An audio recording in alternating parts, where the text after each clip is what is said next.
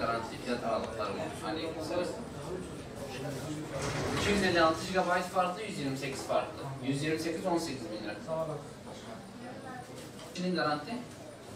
Tamam. Yalnız bildiği tefek için video demiş mi? Tamam. Kaç lira?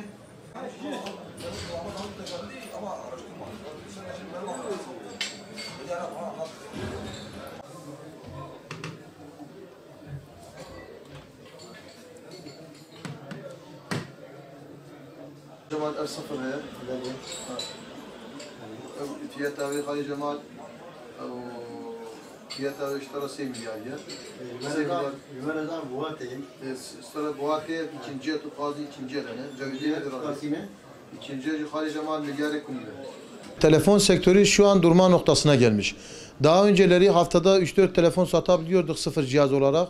Ama şu anki ekonomik sıkıntılardan dolayı halkın şu an sıfır cihazlara rağbet artık bırakılmış. Şu an ayda 1-2 telefon satabiliyoruz. Ki millet şu an artık tamirlik cihazlarını getirip onları yeniletmeye çalışıyor.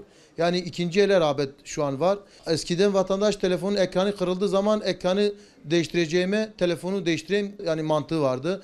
Ki daha uygun geliyordu onlara. Şimdi millet getiriyor telefonlarını, ekranlarını değiştirip aynı telefonu kullanma devam ediyor. Valla şu anki fiyatlar şu an zaten en ucuz telefonlar 3000-3500 arasıdırlar.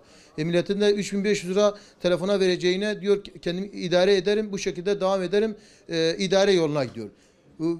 Bir de bu şu anki piyasaların %90'ı da hepsi gıdaya yöneldiği için millet şu an hep gıda derdine düşmüş. Her gün gıdalardaki artışlardan dolayı millet telefondur, giyimdir bu tür şeylere rağbet gösteremiyor. İdare yoluna gidiyor.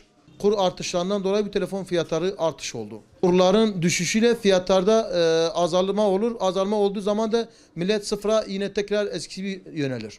Bunu istiyoruz. Yani kurun düşürmesini istiyoruz şu an. Bu 8 aydır doların yükselmesiyle fiyatlarda bayağı bir yükselişler oldu. Ya bu yükselişlerle alım güçleri bayağı bir azaldı. Yani yaklaşık bu 8 ay içerisinde garantili cihazların hepsi nereden bakarsan %50 ile %70 arası bir fiyat zamı oluştu. İster istemez bu fiyat zamlarıyla alım güçleri azaldı. Şimdi ister istemez bu fiyat yükselimleriyle beraber kimse şu an nakit cihaz alımı yapmıyor.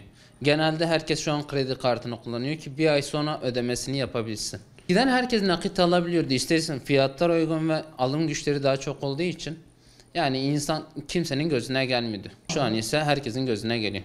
Bu artışların önlenebilmesi için ilk başta dolar kurunun düşmesi lazım. Bir de tabii haliyle ÖTV farkları, ÖTV zamlarının indirimiyle ancak bu fiyat düşüklükleri olabilir. Onun dışında zor.